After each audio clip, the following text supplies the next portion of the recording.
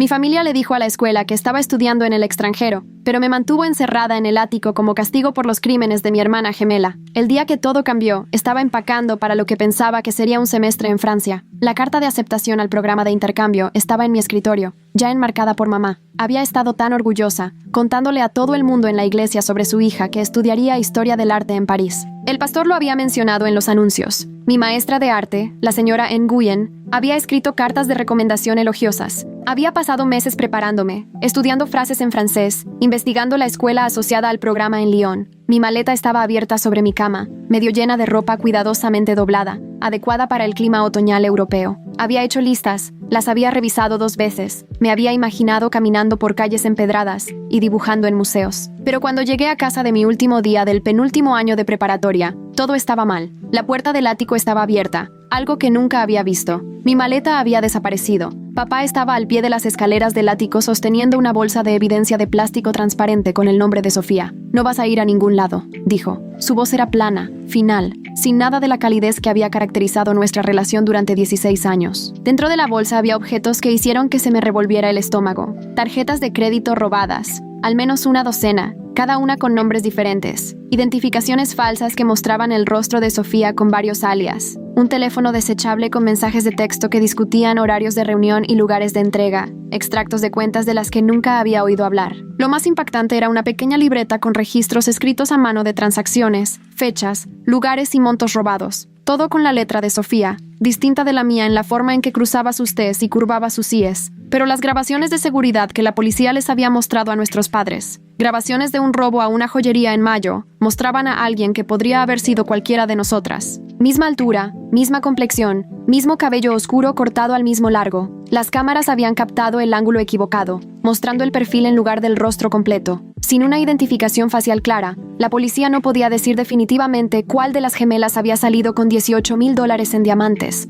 Mamá apareció detrás de papá, su rostro más duro de lo que jamás lo había visto. La escuela cree que te fuiste a Francia esta mañana. Te llevamos al aeropuerto, te vimos pasar por seguridad, te dijimos adiós. Esa historia no cambia. Te quedas allá arriba hasta que la situación de Sofía se resuelva, hasta que sepamos que no destruirás a esta familia hablando con la policía o los investigadores, o con cualquiera que pueda hacer preguntas. Traté de discutir. Las palabras salían a trompicones en una explicación de pánico. Yo no había hecho nada. Había estado en la escuela todo el día cuando ocurrió ese robo. Docenas de testigos podían confirmarlo. Nunca había robado nada. Ni siquiera me habían puesto una multa por exceso de velocidad. Sofía era la que tenía amigos criminales, la que había estado llegando tarde a casa con cosas caras que no podía explicar. Pero papá me agarró del brazo. Su agarre era doloroso y me empujó físicamente hacia las escaleras del ático. Tropecé. Me agarré de la barandilla y miré a mamá esperando que interviniera. Se dio la vuelta. No quiso mirarme a los ojos. Las escaleras del ático eran estrechas y empinadas, diseñadas para un acceso ocasional al almacenamiento, no para un uso regular. Papá me empujó escaleras arriba. Su mano entre mis omóplatos me impulsaba hacia adelante. En la parte superior,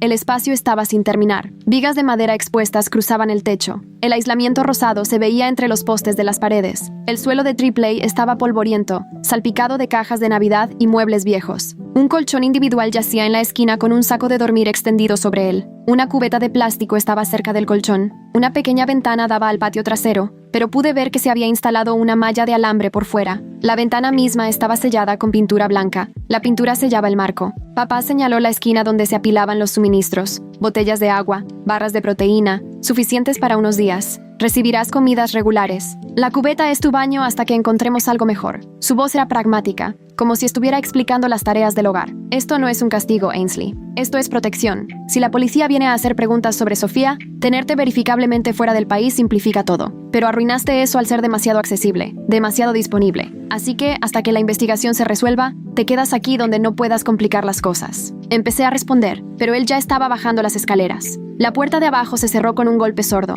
Oí el sonido distintivo de un cerrojo deslizándose, metal raspando contra metal, y luego los pasos de papá alejándose. Me quedé helada en el ático, rodeada de los restos de navidades familiares pasadas, procesando que mi padre acababa de instalar una cerradura en la puerta del ático esa misma mañana, mientras yo estaba en la escuela, despidiéndome de amigos y maestros, abrazando a la señora Nguyen y prometiendo enviar postales desde París. Él lo había planeado. Ambos lo habían planeado. Mientras yo estaba emocionada por mi futuro, ellos habían estado preparando mi prisión. Esa primera noche fue la peor. Grité hasta que mi garganta quedó en carne viva y mi voz se apagó por completo. Golpeé la puerta hasta que mis puños se amorataron y mis nudillos se partieron. Pateé las paredes hasta que me dolieron los pies. Nadie vino. La casa de abajo permaneció en completo silencio, como si yo no existiera, como si mis gritos no pudieran penetrar las tablas del suelo y el aislamiento. Alrededor de la medianoche, oí pasos en las escaleras. La puerta se abrió lo suficiente para que pasara una bandeja con un sándwich envuelto en plástico, una manzana, una botella de agua,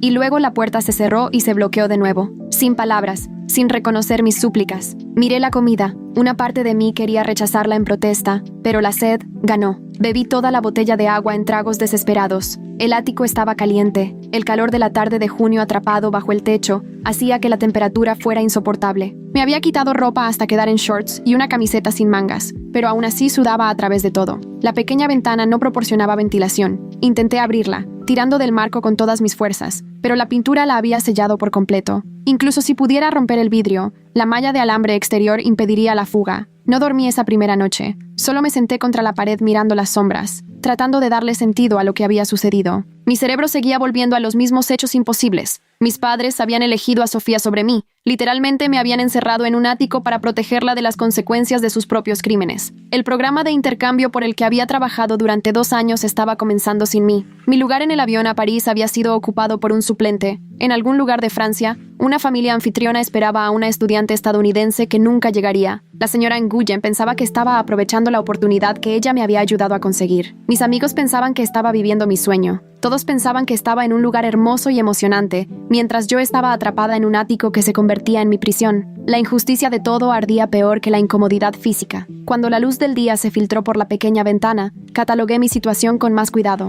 El ático abarcaba toda la longitud de la casa, tal vez 40 pies de largo por 20 de ancho. El techo alcanzaba su punto máximo en el centro, donde podía estar de pie, pero se inclinaba a ambos lados hasta una altura de quizás 4 pies. Cajas de adornos navideños llenaban una sección. Muebles viejos cubiertos con sábanas ocupaban otra área. Un escritorio roto, sillas con patas faltantes, lámparas que ya no funcionaban. El colchón en la esquina era la única comodidad intencional. El segundo día estableció un patrón que definiría mi encarcelamiento. La comida aparecía 2 veces al día, el desayuno alrededor de las 8 y la cena alrededor de las 6. Una bandeja se deslizaba bajo la puerta con comidas simples, cereal y leche por la mañana, sándwiches o sobras por la noche, siempre una botella de agua. Nunca nada que requiriera utensilios, nada que pudiera usarse como herramienta o arma. Intenté hablar con quien quiera que trajera la comida, gritando preguntas y súplicas, pero nunca respondieron. Solo deslizaban la bandeja, recogían la vacía de la comida anterior y se iban. Ni siquiera podía saber si era mamá o papá quienes hacían las entregas. Los pasos sonaban igual, pesados en las escaleras del ático. Empecé a marcar los días en la pared usando un lápiz que encontré en una caja de adornos navideños. Pequeñas marcas de conteo,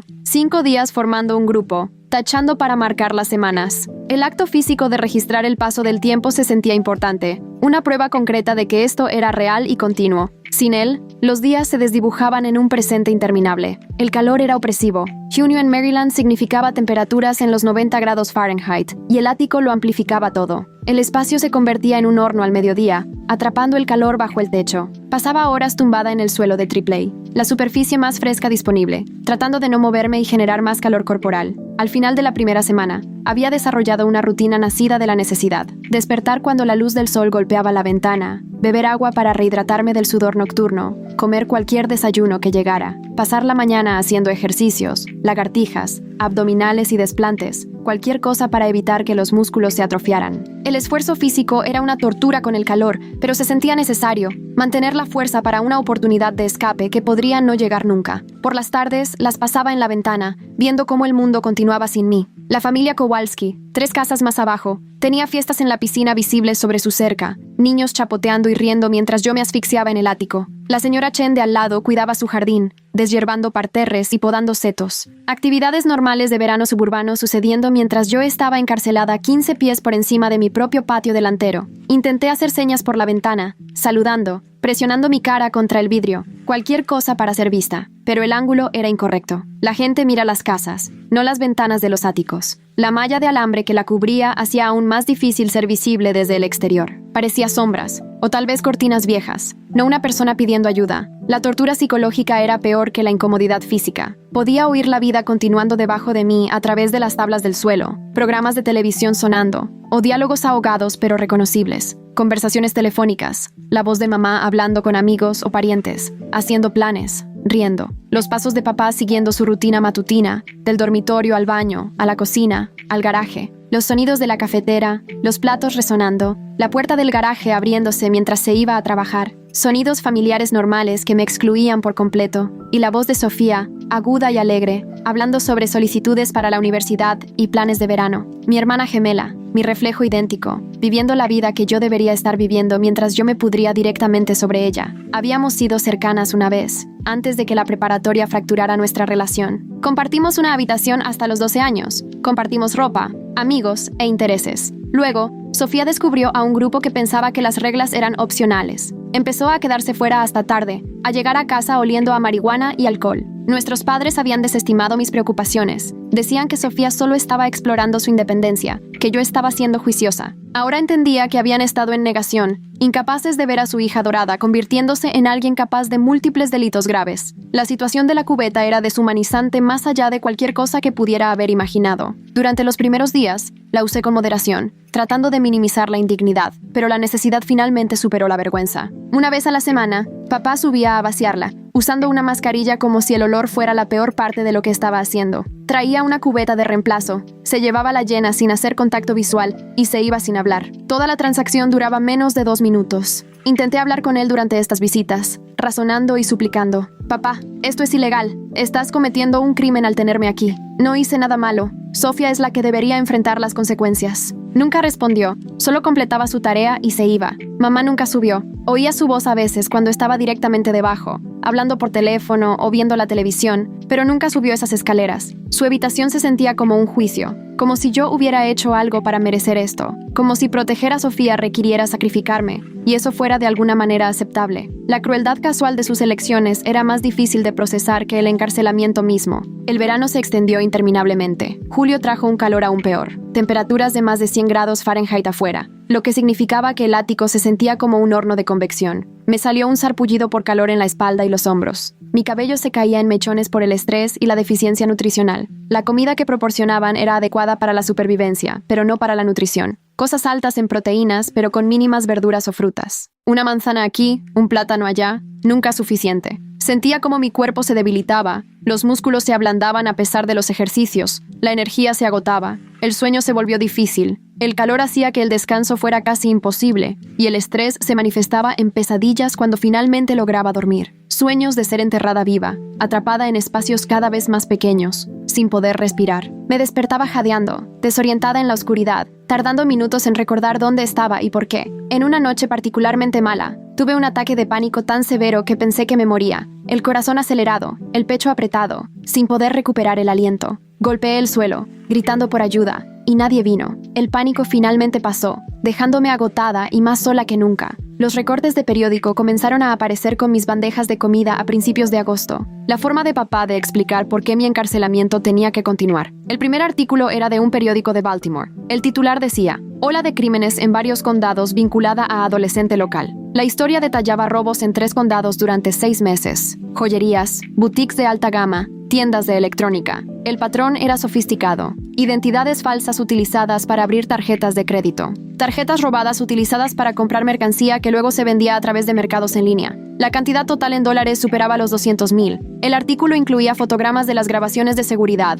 imágenes granuladas de una chica de cabello oscuro entrando en tiendas y saliendo con mercancía. Las fotos podrían haber sido de Sofía o mías. Éramos verdaderamente idénticas. Habíamos estado engañando a maestros y amigos toda la vida intercambiando lugares. Pero yo nunca había usado nuestra similitud para nada criminal. Sofía, aparentemente, no tenía tales escrúpulos. Artículos posteriores detallaban la investigación. La policía había identificado a un sospechoso, pero necesitaba más pruebas. Se estaba procesando el ADN de una escena del crimen. Se habían encontrado huellas dactilares en algunas tarjetas de crédito robadas, La investigación estaba en curso. Se estaba entrevistando a testigos. Un artículo mencionaba a nuestra familia por su nombre, describiéndonos como una familia suburbana muy respetada. Sorprendida por las acusaciones, citaba a mi padre diciendo que sus hijas eran buenas chicas, que debía haber algún malentendido. Mencionó mi programa de intercambio, señalando que estaba estudiando en el extranjero y no estaba disponible para hacer comentarios. La mentira casual impresa me dio náuseas. La gente que leyera ese artículo pensaría que estaba en Francia, que mi familia era normal, que mi ausencia era legítima. Nadie pensaría en cuestionar por qué una adolescente que estudiaba en el extranjero se había quedado completamente en silencio. Otro artículo detallaba las grabaciones de seguridad más a fondo. Las cámaras de la joyería habían captado a una chica que coincidía con mi descripción y la de Sofía durante el robo de mayo. Llevaba gafas de sol y un sombrero, pero se veía una joya distintiva, una pulsera de plata con dijes. La reconocí de inmediato cuando vi la foto. La pulsera de Sofía, un regalo de cumpleaños de nuestra abuela. Pero al ser interrogada, Sofía había afirmado que la pulsera era mía, que se la había prestado antes de irme a Francia. Su historia era que yo era la criminal, que yo había cometido todos esos crímenes y había huido del país antes de que la policía pudiera investigar. La acusación me golpeó como un golpe físico cuando lo leí en un artículo que venía con mi bandeja de cena. Sofía afirmaba que yo la había incriminado, que había usado nuestra apariencia idéntica para cometer crímenes por los que ella sería culpada, que había abandonado el país para evitar la justicia. El artículo señalaba que la policía intentaba contactarme a través del programa de intercambio para interrogarme. Los administradores de la escuela habían cooperado, proporcionándome información de contacto en Francia, pero según el artículo, no respondía a correos electrónicos ni llamadas. La escuela informó que había sido difícil contactarme, que viajaba mucho, profundamente inmersa en mis estudios. Aparentemente, mis padres les habían dicho a los administradores de la escuela que me estaba tomando la oportunidad en serio, sin revisar las comunicaciones estadounidenses regularmente. La excusa era lo suficientemente plausible como para que nadie se alarmara todavía. Los estudiantes de intercambio a menudo desaparecían durante semanas, pero el artículo señalaba que si no respondía pronto, las autoridades se coordinarían con la policía francesa para localizarme e interrogarme, lo que, por supuesto, revelaría que nunca había salido de los Estados Unidos. Expondría las mentiras de mis padres y potencialmente me implicaría en los crímenes de Sofía. Agosto se convirtió en septiembre. Observé por mi ventana cómo los hijos de los vecinos regresaban a la escuela. Los autobuses recogían a los niños en la esquina. Los autos dejaban a los adolescentes en la preparatoria a 2 millas de distancia. Mis amigos comenzaban el penúltimo año sin mí. Sofía comenzaba su último año. La oía a través de las tablas del suelo quejándose de la tarea, hablando por teléfono sobre las solicitudes para la universidad. Había sido aceptada en admisión anticipada en Penn State. Estaba planeando su futuro mientras el mío se evaporaba. La injusticia ardía constantemente en mi pecho. Ella había cometido los crímenes. Ella había tomado decisiones que lastimaron a la gente. Pero yo era la que estaba encerrada en un ático, perdiendo peso y cordura, mientras ella disfrutaba de las actividades del último año. Intenté sentir ira hacia ella, pero sobre todo, sentía perplejidad. Como mi hermana gemela, la persona con la que había compartido un útero, se había convertido en alguien capaz no solo de crímenes, sino también de dejar que yo asumiera el castigo. Pensaba en mí en absoluto. Sentía culpa. ¿O lo había racionalizado como algo justificado? El punto de quiebre llegó a mediados de septiembre, cuando escuché una conversación que lo cambió todo. Papá estaba hablando por teléfono en su oficina, directamente debajo del ático. Su voz se escuchaba claramente a través de un conducto de calefacción. La policía ha identificado a Sofía como persona de interés. Quieren traerla para un interrogatorio formal. La evidencia de ADN de la joyería se está comparando con muestras del examen físico escolar que proporcionamos. Hizo una pausa, escuchando. Sí, entiendo las implicaciones. Si coincide definitivamente con Sofía, la historia de Francia ya no la protege. Mi preocupación es qué pasa si obtienen una orden para registrar la casa. Tendríamos que mudar a Ainsley a otro lugar, un hotel tal vez, o la cabaña en el norte del estado. La forma casual en que discutía reubicarme, como si fuera contrabando que debía ocultarse, me hizo entender algo fundamental. Esto no era temporal. No planeaban liberarme una vez que la situación legal de Sofía se resolviera. Estaban planeando un encarcelamiento indefinido. Mientras pudiera contradecir sus mentiras o complicar la defensa de Sofía, yo era un riesgo. Era mejor para mí permanecer desaparecida permanentemente. Esa revelación transformó mi enfoque. Hasta entonces, había estado esperando, con la esperanza de que finalmente entraran en razón y me dejaran ir. Ahora entendía que la esperanza era peligrosa. Necesitaba salvarme a mí misma porque nadie más lo haría. Comencé a examinar el ático sistemáticamente, buscando debilidades que pudiera explotar. La puerta era sólida, la cerradura de alta resistencia, pero las tablas del suelo eran viejas. En una esquina, cerca de donde estaban apiladas las cajas de Navidad,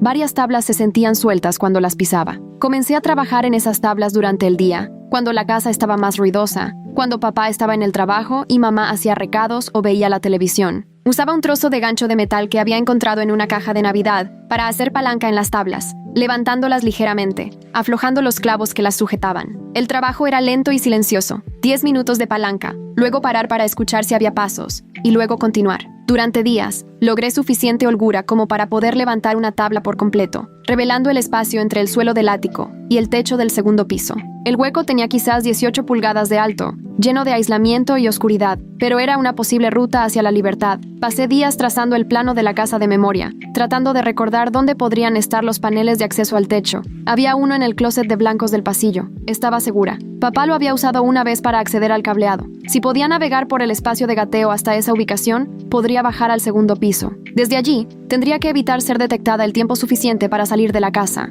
Era un plan desesperado con múltiples puntos de fallo, pero era mejor que esperar a que mis padres decidieran que era necesario trasladarme a un lugar más seguro. Me preparé cuidadosamente, aparté botellas de agua y barras de proteína adicionales, recursos para después de la fuga. Practiqué moverme en silencio, aprendiendo qué tablas del suelo crujían. Cronometré las rutinas de mis padres, tomando nota de cuándo la casa estaba más vacía. Papá se iba a trabajar a las 7:30 cada mañana. Mamá solía ir de compras los lunes por la mañana. Estaba fuera al menos 2 horas. Esa sería mi ventana. 2 horas para escapar, pedir ayuda, exponer lo que habían hecho. Pero antes de que pudiera ejecutar el plan, todo se intensificó. Una noche escuché gritos abajo, voces que se alzaban en ira. Sofía gritándole a nuestros padres: "No voy a aceptar un acuerdo de culpabilidad". Me dijeron que esto se arreglaría. Dijeron que el hecho de que Ainsley se fuera arreglaría todo. La respuesta de mamá estaba demasiado ahogada para entenderla, pero igualmente enojada. La voz de papá se unió, más fuerte, más estrépito, cosas rompiéndose, y luego la voz de Sofía de nuevo, chillando. Bien, si voy a caer, les diré la verdad sobre todo, sobre dónde está realmente Ainsley,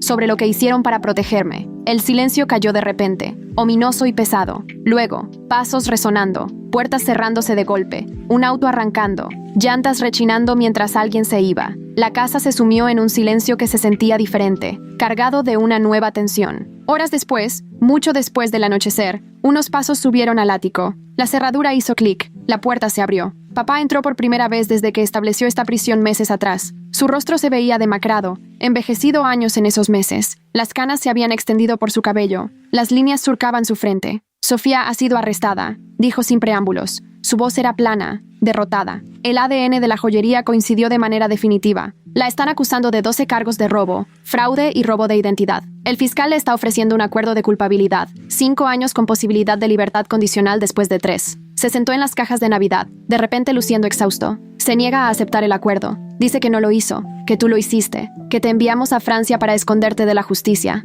Esperé, sin decir nada. Le dijo a la policía que estabas aquí arriba. Afirmó que te encerramos para evitar que confesaras y limpiaras su nombre. No le creyeron. Pensaron que era una acusación desesperada de alguien que enfrenta cargos serios. Pero van a investigar. Tratarán de verificar tu ubicación en Francia. Se pondrán en contacto con la escuela, el programa de intercambio, posiblemente con las autoridades francesas. Me miró directamente por primera vez. Necesitamos que te quedes callada. Si apareces ahora y contradices la historia de Sofía, harás que toda nuestra familia parezca mentirosa y criminal. Es mejor que piensen que estás en Francia y que no se te puede contactar. Es mejor que permanezcas desaparecida. Encontré mi voz. Salió ronca por la falta de uso. ¿Me estás pidiendo que me quede en este ático indefinidamente, mientras Sofía enfrenta un juicio? Mientras se supone que yo debería estar viviendo mi vida, la mandíbula de papá se tensó. Te estoy pidiendo que entiendas que la lealtad familiar requiere sacrificio. Sí, Sofía cometió errores, graves, pero sigue siendo tu hermana, nuestra hija. No podemos abandonarla. Me reí, un sonido áspero. Pero sí pueden abandonarme a mí, encerrarme en un ático durante meses, robarme mi futuro para proteger el de ella. Se levantó bruscamente. No entiendes la complejidad de la situación. Si te presentas ahora, la policía lo cuestionará todo. Tu credibilidad será destruida. Incluso podrían acusarte como cómplice o creer la versión de Sofía de que tú eres la verdadera criminal. Es mejor que te quedes escondida hasta que todo esto se calme. Luego encontraremos una solución. Antes de que pudiera responder, se fue. Cerró la puerta con llave y bajó las escaleras. Me quedé sola procesando lo que había dicho. Las amenazas eran veladas, pero claras. Presentarme significaba posibles cargos criminales basados en las mentiras de Sofía. Permanecer escondida significaba un encarcelamiento continuo. Me habían atrapado perfectamente en una situación sin buenas opciones. Los artículos de periódico llegaron con más frecuencia después de eso. El arresto de Sofía fue noticia local. Hija de familia prominente arrestada en ola de crímenes. El artículo detallaba sus cargos, mencionaba a su hermana gemela estudiando en el extranjero y señalaba los esfuerzos de la policía para contactarme para interrogarme. El director de nuestra escuela fue citado expresando su conmoción. La señora Nguyen fue citada diciendo que había estado tratando de contactarme durante meses,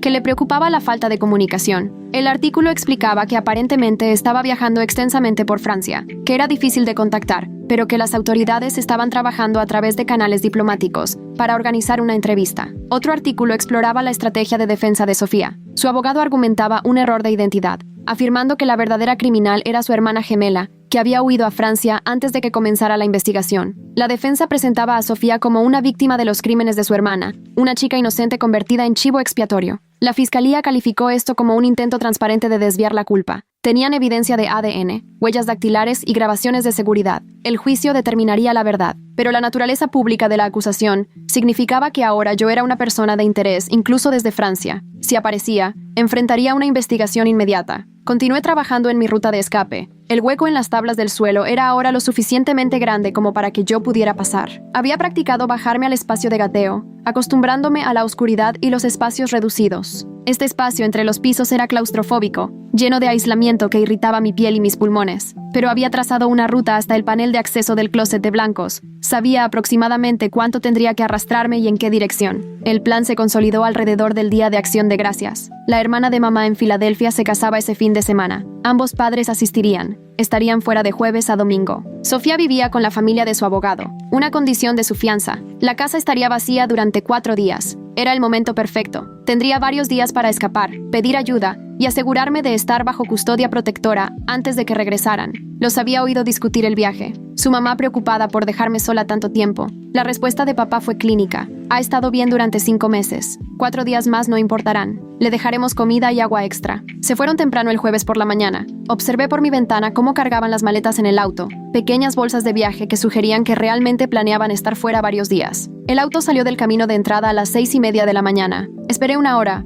asegurándome de que no hubieran olvidado nada y no regresaran. Luego me puse a trabajar. Las tablas del suelo se levantaron fácilmente después de semanas de preparación. Había aflojado todos los clavos, creado un hueco lo suficientemente grande como para pasar. Me bajé con los pies por delante hacia la oscuridad. Sentí que mis dedos tocaban una viga del techo. Transferí mi peso con cuidado. El espacio entre los pisos era exactamente tan terrible como lo había imaginado. No había espacio para moverse. El aislamiento tocaba mi piel expuesta por todas partes. Oscuridad total. Había traído una pequeña linterna que encontré en una caja de Navidad, pero su batería estaba débil. El haz de luz apenas iluminaba unos pocos pies por delante. Me arrastré horizontalmente a través de las vigas del techo, moviéndome pulgadas a la vez, navegando de memoria y con la esperanza de llegar a donde pensaba que debería estar el closet de blancos. El aislamiento irritaba cada centímetro expuesto de mi piel. El polvo llenaba mis pulmones, dificultando la respiración. Tenía que parar con frecuencia, luchando contra el pánico, recordándome que la libertad estaba adelante. Después de lo que parecieron horas, pero probablemente fueron 45 minutos, mi mano encontró lo que había estado buscando.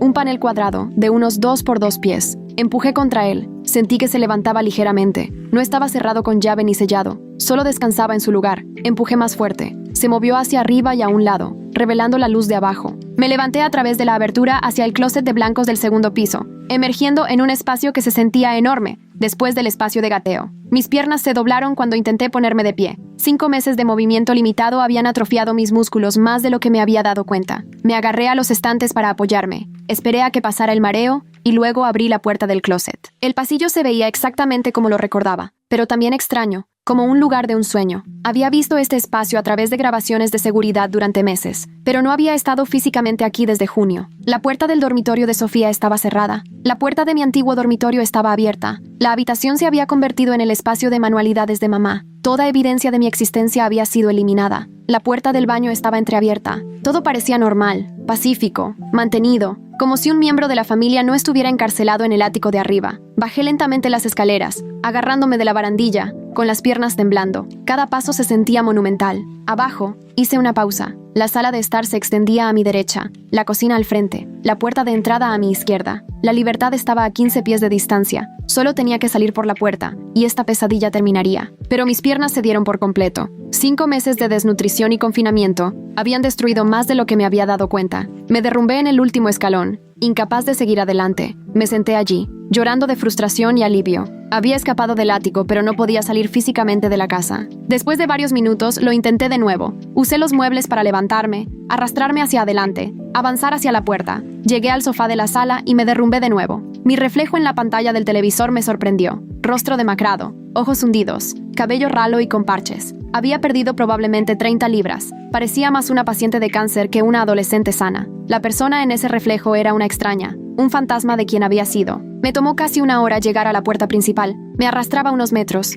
Descansaba. Continuaba. Finalmente, giré el cerrojo, agarré la manija y la abrí. La luz del sol inundó el lugar, cegadora después de meses de la tenue luz del ático. El aire fresco se sintió como agua después de morir de sed. Me arrastré por el umbral. Me derrumbé en el porche delantero. Bajé los escalones del porche uno a uno, arrastrándome. Llegué al césped delantero y no pude ir más lejos. Simplemente me quedé allí en la hierba, respirando aire libre, sintiendo el sol en mi piel. La señora Chen me encontró allí. Estaba recogiendo su correo. Levantó la vista y me vio derrumbada en nuestro césped. Dejó caer el correo y corrió hacia mí. ¿Ainsley? Oh, Dios mío, Ainsley. Me reconoció a pesar de los cambios. ¿No estás en Francia? ¿Qué te pasó? Intenté hablar, pero no pude formar palabras. Solo lloré mientras sacaba su teléfono. Llamaba al 911, daba nuestra dirección y explicaba que había encontrado a una adolescente derrumbada en el césped, que parecía gravemente desnutrida y en apuros médicos. La ambulancia llegó en minutos. Los paramédicos me subieron a una camilla, me pusieron una vía intravenosa y me hicieron preguntas que no pude responder coherentemente. La señora Chen vino conmigo en la ambulancia al hospital, tomándome la mano, diciéndome que ahora estaba a salvo. Los médicos de urgencias estaban horrorizados por mi estado. Desnutrición severa, deshidratación, deficiencias vitamínicas, atrofia muscular. Me ingresaron de inmediato y comenzaron un tratamiento agresivo. La policía llegó mientras me examinaban. Una detective llamada Sandra Wallace se presentó. Explicó que estaba investigando un informe de posible abuso infantil. La señora Chen le había contado al 911 que me encontró y que la familia afirmaba que estaba en Francia. Esa discrepancia desencadenó una investigación inmediata. Le conté todo. Las palabras salían a borbotones en frases fragmentadas sobre el ático, las bandejas de comida, la cubeta, los meses de aislamiento, los crímenes de Sofía y la decisión de mis padres de encarcelarme en lugar de dejar que complicara su defensa, sobre los artículos de periódico y las mentiras a mi escuela, y la eliminación sistemática de mi existencia. La detective Wallace lo grabó todo. Su expresión se oscurecía con cada detalle. Necesitamos verificar esto de inmediato. ¿Puedes dar tu consentimiento para que los oficiales revisen el ático? Asentí. Hizo llamadas. Se coordinó con los oficiales en nuestra casa. En una hora, regresó con fotografías. El ático en todo su horror. El colchón y el saco de dormir. La cubeta, que aún contenía evidencia de uso. Las marcas de conteo en la pared, documentando 171 días de encarcelamiento. Los recortes de periódico esparcidos. Los envoltorios de comida y las botellas de agua vacías. La pequeña ventana con su cubierta de malla. Cada detalle degradante fotografiado desde múltiples ángulos. Esto es más que suficiente, dijo la detective Wallace. Estamos emitiendo órdenes de arresto para tus padres. Los cargos incluirán privación ilegal de la libertad, poner en peligro a un menor, conspiración y obstrucción de la justicia. Hizo una pausa. Están en una boda en Filadelfia. Nos hemos puesto en contacto con la policía de Filadelfia. Serán arrestados allí y extraditados de vuelta a Maryland. La cobertura de noticias comenzó de inmediato. Las estaciones locales recogieron la historia. Adolescente encontrada después de meses en prisión en el ático. Los artículos detallaban todo. La mentira del estudio en el extranjero, las condiciones del ático, mi estado físico. La señora Nguyen fue entrevistada, llorando mientras explicaba que había intentado contactarme durante meses, que se había preocupado pero confió en mis padres cuando dijeron que estaba bien. El director del programa de intercambio fue entrevistado, explicando que nunca habían recibido mis documentos de inscripción, que mis padres habían falsificado documentos de retiro. El distrito escolar enfrentó críticas intensas por no verificar mi ubicación más a fondo. ¿Cómo era posible que una estudiante supuestamente estudiando en el extranjero pasara meses sin ninguna verificación académica? ¿Por qué los maestros o administradores no habían presionado más cuando no respondía a los mensajes? El director emitió un comunicado prometiendo cambios en las políticas. Los reporteros acamparon frente a nuestra casa, filmando la ventana del ático, entrevistando a los vecinos. La familia Kowalski expresó su conmoción. La señora Chen dio entrevistas emotivas sobre cómo me encontró, sobre los meses que había estado sufriendo a 15 pies por encima de donde ella trabajaba en su jardín. Mis padres fueron arrestados en el hotel de Filadelfia, traídos de vuelta a Maryland esposados. Su paseo frente a las cámaras fue televisado. Ambos parecían más pequeños y viejos, evitando las cámaras. Su audiencia de imputación tuvo lugar al día siguiente. Se declararon no culpables. Fueron liberados bajo fianza con la condición de no tener contacto conmigo ni con Sofía. Su abogado emitió un comunicado afirmando que habían actuado por una preocupación parental equivocada, que nunca tuvieron la intención de hacer daño, que la situación se les había salido de control. El comunicado era una tontería. No instalas una cerradura y encarcelas accidentalmente a tu hija durante casi 6 meses. Eso requiere una elección deliberada y continua. El caso de Sofía explotó en complejidad. Su abogado presentó mociones de inmediato. La nueva información sobre mi encarcelamiento respaldaba su afirmación de que la familia estaba dispuesta a hacer cualquier cosa para protegerla. Si me habían encerrado en un ático, tal vez sus acusaciones de haber sido incriminada no eran tan descabelladas como afirmaban los fiscales. La fiscalía se defendió, argumentando que mi encarcelamiento en realidad demostraba la disposición de la familia a obstruir la justicia, lo que implicaba aún más a Sofía. Pasé 3 semanas en el hospital. El equipo médico me trató como un caso de trauma, lo cual supongo que era. Fisioterapia para reconstruir los músculos, apoyo nutricional para abordar las deficiencias, evaluación psiquiátrica para evaluar mi estado mental. La terapeuta que me asignaron se especializaba en casos de abuso. La doctora Michelle Reeves tenía ojos amables y una paciencia infinita para mis explicaciones fracturadas. Me ayudó a entender que mi encarcelamiento tendría efectos duraderos, que el trauma no terminaba cuando la puerta se abría, que necesitaría apoyo a largo plazo para procesar lo que había sucedido. Los servicios de protección infantil me retiraron de la custodia de mis padres de inmediato. Me asignaron un trabajador social llamado Jerome Banks, que trabajó para encontrar una ubicación apropiada. El desafío era encontrar una familia de acogida dispuesta a aceptar a una joven de 17 años con un trauma significativo. La mayoría de los padres de acogida preferían niños más pequeños o tenían preocupaciones sobre mi estado mental. Pasé esas semanas en el hospital viviendo en un limbo, dada de alta del cuidado médico, pero sin un lugar a donde ir. La señora Nguyen resolvió el problema. Mi maestra de arte, que había escrito esas cartas de recomendación para mi programa de intercambio, que había intentado contactarme durante meses, apareció un día en el hospital con una propuesta. Había pasado por la certificación de emergencia para padres de acogida, específicamente para recibirme. No vas a ir a casa de un extraño, dijo con firmeza. Vienes a casa conmigo. Resolveremos todo lo demás sobre la marcha. Jerome aprobó la colocación de inmediato. La señora Nguyen tenía un historial impecable, ingresos estables y una conexión genuina conmigo. Una fría mañana de diciembre, salí del hospital con la señora Nguyen y me mudé a su habitación de invitados que había preparado específicamente para mí. La habitación era pequeña pero mía, llena de materiales de arte que había comprado. Acuarelas, acrílicos, lienzos, cuadernos de dibujo. Pensé que quizás querrías pintar, dijo. Terapia artística, procesar a través de la creación. Lloré cuando vi todo, abrumada por la amabilidad después de meses de crueldad. Se acercaban las fiestas, mis primeras en libertad en 6 meses. La señora Nguyen preparó la cena de acción de gracias, invitó a la familia de su hermana,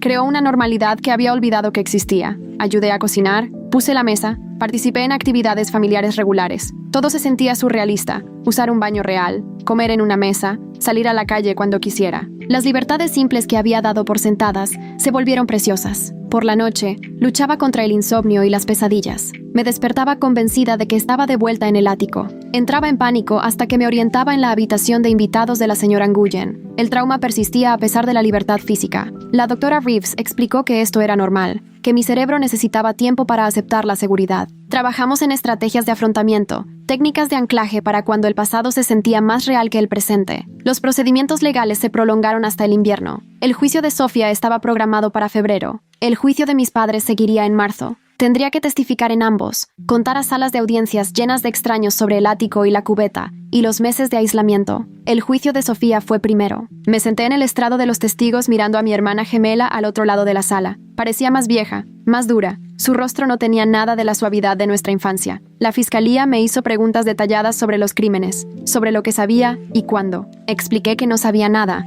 que había estado en la escuela con testigos durante el robo de la joyería, que nunca había participado en ninguna actividad criminal, que las grabaciones de seguridad que mostraban a alguien que se parecía a mí eran en realidad de Sofía, identificable por la pulsera de dijes de plata, visible en las imágenes. El abogado de ella me interrogó agresivamente. ¿No es cierto que usted y su hermana se hacían pasar la una por la otra con frecuencia? Sí. ¿No es posible que usted cometiera estos crímenes e incriminara a su hermana? No. ¿No es conveniente que usted afirmara haber estado encarcelada justo cuando la policía comenzó a investigar? Lo miré a los ojos. No hay nada de conveniente en 171 días en un ático. Pida ver las fotografías. Pida ver mis expedientes médicos. Pida ver las marcas de conteo que tallé en la pared. El jurado deliberó durante 3 días antes de condenar a Sofía por los 12 cargos. La evidencia en su contra era abrumadora, a pesar de los intentos de su abogado defensor de crear una duda razonable. ADN, huellas dactilares, grabaciones de seguridad, testimonios de cómplices que ya habían aceptado acuerdos de culpabilidad. Recibió 5 años de prisión con posibilidad de libertad condicional después de 3. Cuando se leyó el veredicto, me miró al otro lado de la sala con puro odio, como si yo hubiera causado esto,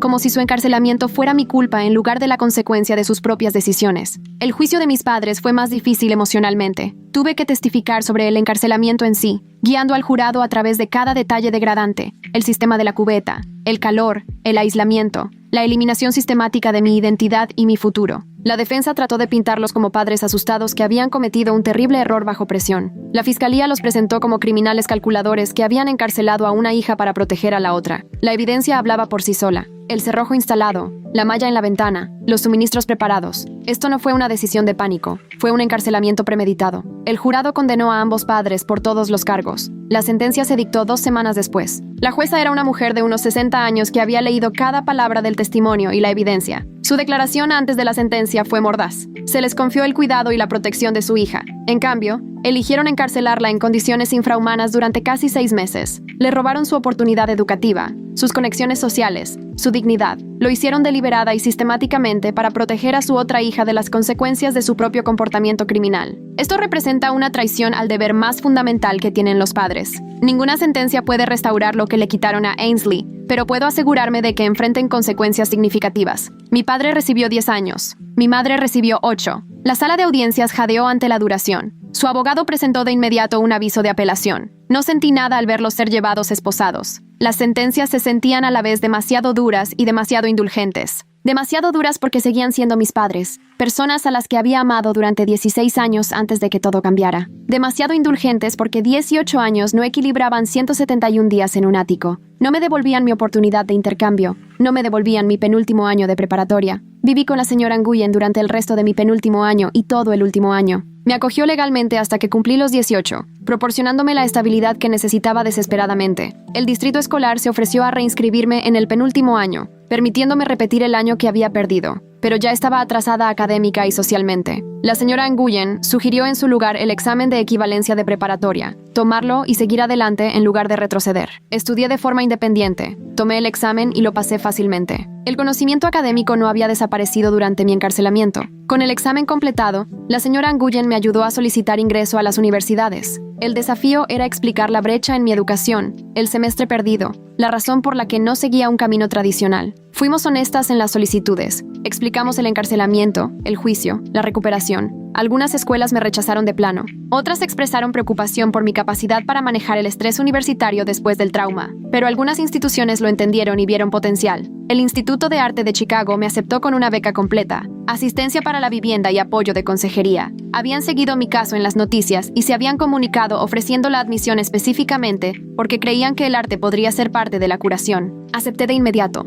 agradecida por la oportunidad de empezar de nuevo en un lugar nuevo. La señora Nguyen me ayudó a mudarme en agosto. Me llevó a Chicago, arregló mi dormitorio, conoció a mi compañera de cuarto. Lloró cuando se fue, preocupada por mí tan lejos de su apoyo. Pero yo necesitaba la distancia. Necesitaba estar en un lugar sin recordatorios constantes del ático y los juicios. Chicago representaba la posibilidad, un futuro que podía construir en lugar de un pasado del que tenía que escapar. La universidad fue su propio desafío. La libertad era abrumadora después del encarcelamiento, seguido del apoyo estructurado del hogar de la señora Nguyen. Luché con decisiones básicas. ¿Qué clases tomar? Si unirme a clubes. Cómo interactuar con personas que no conocían mi historia. Mi compañera de cuarto sabía vagamente que tenía una situación familiar difícil, pero no conocía los detalles. Lo mantuve así, queriendo ser conocida por quien me estaba convirtiendo en lugar de por lo que me había pasado. El arte se convirtió en mi terapia y mi voz. Pinté grandes lienzos explorando el confinamiento y la libertad. Monocromías y espacios abiertos, cerraduras y puertas rotas. Mi trabajo era crudo, emocional, a veces perturbador, pero resonaba. Mis profesores me animaron a exhibir, a compartir estas piezas públicamente. Mi primera exposición estudiantil se tituló 171 días, con pinturas creadas durante ese primer semestre. La pieza central era un lienzo masivo que mostraba una ventana de ático desde el interior, con marcas de conteo cubriendo cada superficie visible. La pintura se vendió a las pocas horas de la inauguración de la exposición, comprada por una organización de defensa de la infancia por $20,000, más dinero del que jamás había visto. El comprador explicó que colgaría en sus oficinas como un recordatorio de por qué su trabajo importaba, por qué luchaban para proteger a los niños del abuso. Otras pinturas también se vendieron, obras más pequeñas, pero a precios significativos. Usé el dinero para establecer mi independencia. Me mudé fuera del campus en mi segundo año, reduciendo la dependencia financiera de las becas y la ayuda de la señora Nguyen. La terapia continuó durante la universidad. Los servicios de consejería de la escuela me conectaron con la doctora Amanda Cho,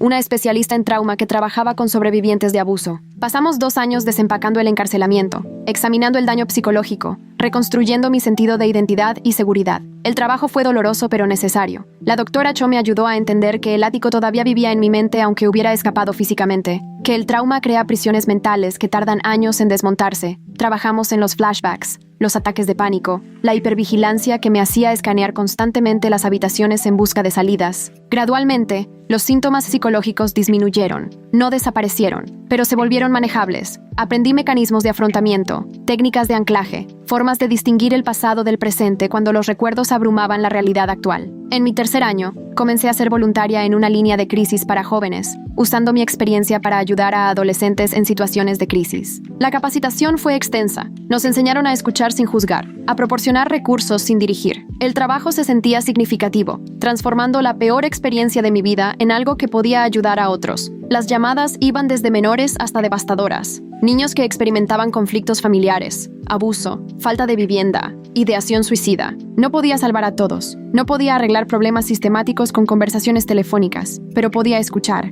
validar, proporcionar información sobre los recursos disponibles. Una llamada me impactó particularmente. Una chica de 16 años llamada Melissa llamó, diciendo que su familia la mantenía fuera de la escuela como castigo por los crímenes de su hermana. Tenía demasiado miedo para dar detalles, pero los paralelismos con mi propia situación eran obvios. Seguí el protocolo. Reuní suficiente información para que nuestro supervisor presentara un informe a las autoridades. Mantuve a Melissa en la línea hasta que se sintió lo suficientemente segura como para terminar la llamada. 2 semanas después, nuestro supervisor me dijo que el informe había resultado en una visita de bienestar. La niña fue retirada del hogar. Sus padres estaban bajo investigación. Una llamada había salvado potencialmente a alguien de meses o años de lo que yo había experimentado. En mi último año, cambié mi especialidad de arte general a terapia de arte, decidiendo formalizar lo que había estado haciendo informalmente a través de mi trabajo y voluntariado. La terapia de arte combinaba la psicología con la expresión creativa, ayudando a las personas a procesar el trauma a través de la creación. Se sentía como la fusión perfecta de mis experiencias y habilidades. El programa requería cursos adicionales en psicología,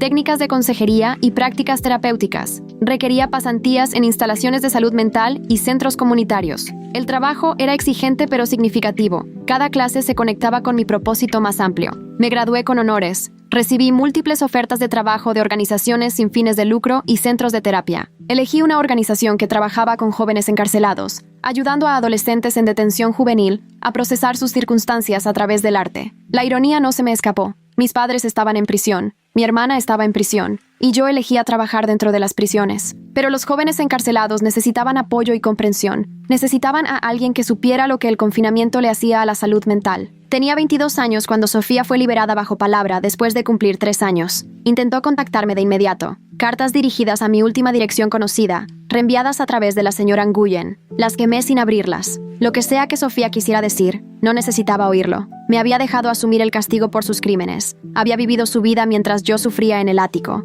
No había mostrado remordimiento durante el juicio. Sus disculpas, si eso es lo que contenían las cartas, llegaban demasiado tarde de parte de alguien a quien ya no reconocía como familia. Mis padres también enviaron cartas desde la prisión, que llegaban mensualmente con matasellos institucionales. Intentaban explicaciones, disculpas, justificaciones. Leí las primeras antes de darme cuenta de que todas eran variaciones del mismo tema. Habían hecho lo que creían necesario. Estaban protegiendo a Sofía. Habían cometido errores, pero venían de un lugar de amor. Las cartas me enojaban en lugar de perdonar. Lo que habían hecho no era amor. Era elegir a una hija sobre la otra. Valorar la libertad de Sofía más que mi humanidad. Dejé de leer las cartas. Simplemente las archivé sin abrir. Quizás algún día estaría lista para leerlas. Todavía no. Establecí mi propia práctica de terapia de arte a los 25 años, centrándome en sobrevivientes de trauma y casos de abuso. Se corrió la voz en la comunidad terapéutica sobre mi historial y mi enfoque. Los clientes venían específicamente porque entendía el encarcelamiento, tanto físico como psicológico. Las paredes de mi oficina mostraban algunas de mis primeras pinturas,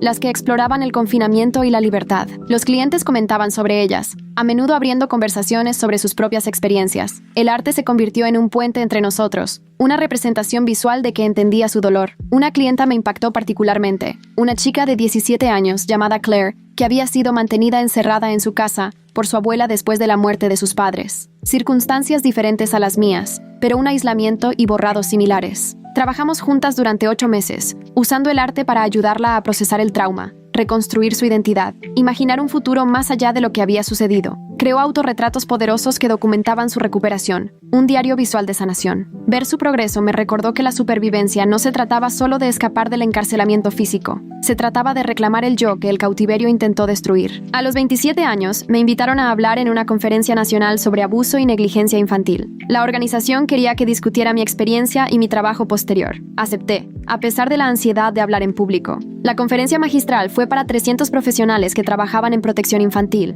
Recorrí mi encarcelamiento cronológicamente, desde el día en que mis padres cerraron con llave la puerta del ático hasta mi escape, los procedimientos legales, mi recuperación y mi elección de carrera. Enfaticé que el abuso a menudo ocurre a plena vista, en hogares suburbanos que parecen normales desde fuera, que los sistemas fallan cuando no verifican, cuando aceptan explicaciones simples para situaciones complejas. Mi escuela había fallado al no confirmar mi ubicación de estudios en el extranjero. Mis vecinos habían fallado al no mirar hacia arriba cuando presionaba mi cara contra la ventana del ático. La sociedad falla cuando asumimos que las familias son seguras y los padres siempre actúan en el mejor interés de los hijos. La respuesta fue abrumadora. Gente llorando, una ovación de pie, docenas queriendo discutir la implementación de mejores sistemas de verificación. Ahora, a los 30 años, dirijo una organización sin fines de lucro que proporciona terapia de arte específicamente para sobrevivientes de encarcelamiento y cautiverio. Trabajo con personas que han experimentado de todo, desde trata de personas hasta confinamiento en cultos religiosos y cautiverio doméstico. Cada historia es única, pero el impacto psicológico es notablemente similar. La pérdida de autonomía, el borrado de la identidad, la dificultad para reconstruir la confianza y la seguridad. Usamos el arte para externalizar el trauma, para crear narrativas que den sentido a situaciones sin sentido, para imaginar futuros más allá de las experiencias pasadas. La organización ha ayudado a más de 300 sobrevivientes en 5 años. Se ha asociado con las fuerzas del orden para proporcionar servicios a personas rescatadas de situaciones de cautiverio. Ha capacitado a otros terapeutas en enfoques de terapia de arte informada por el trauma. El trabajo es agotador y gratificante en igual medida. Mis padres son elegibles para la libertad condicional en 3 años. Si serán liberados es incierto. Sus apelaciones fueron denegadas en todos los niveles. Han cumplido 9 años de sus sentencias. Según todos los informes, son prisioneros modelo. La Junta de Libertad Condicional considerará su comportamiento, el remordimiento demostrado, los planes para la reinserción. Me han contactado para proporcionar declaraciones de impacto de la víctima cuando ocurran sus audiencias. Todavía estoy decidiendo si participaré, si quiero enfrentarlos al otro lado de una mesa de la Junta de Libertad Condicional, o si prefiero dejar que su sentencia se desarrolle sin mi intervención. Sofía ha reconstruido su vida en aparente normalidad. Vive en otro estado. Trabaja en ventas al por menor. No tiene contacto conmigo. Veo publicaciones ocasionales en las redes sociales a través de conexiones mutuas. Fotos que sugieren que ha superado sus crímenes sin una reflexión significativa. Algunas personas no cambian. No desarrollan la autoconciencia necesaria para una transformación genuina. He aceptado que Sofía es una de esas personas. Mi hermana gemela solo en biología. Una extraña que comparte mi genética, pero ninguno de mis valores o crecimiento. Ya no estoy enojada, solo indiferente. Tomó decisiones que lastimaron a la gente. Está viviendo con esas consecuencias. Esa historia ahora está separada de la mía. Sigo pintando, ya no pinturas de terapia, sino trabajo personal que explora temas más allá del trauma. Recientemente he estado creando piezas sobre la alegría, la libertad, la posibilidad. Colores brillantes que reemplazan las paletas oscuras de mis primeros trabajos. Una evolución de documentar el dolor a celebrar la supervivencia. Estas nuevas pinturas se venden bien, se exhiben en galerías, representan en quién me estoy convirtiendo en lugar de lo que me pasó. El ático todavía aparece en mis sueños de vez en cuando. Me despierto convencida de que estoy de vuelta allí, sintiendo que las paredes se cierran, sin poder respirar. Pero los episodios son menos frecuentes ahora, manejables a través de las técnicas de anclaje que la doctora Cho me enseñó hace años. El trauma dejó marcas permanentes, cambió mi neuroquímica en formas que siempre llevaré, pero ya no me define, no me impide vivir plenamente. He construido una vida que elegí, un trabajo que encuentro significativo, relaciones basadas en el respeto mutuo en lugar de la obligación familiar. Algunos días todavía pienso en esa chica empacando para Francia, emocionada por un programa de intercambio, por el que había trabajado durante años. La mañana en que todo cambió, cuando sus padres eligieron el encarcelamiento sobre la honestidad. Lamento esa oportunidad perdida, las experiencias que nunca tuve, la persona en la que podría haberme convertido sin el trauma. Pero también he aprendido que en quien me convertí en respuesta a ese trauma, tiene valor y propósito.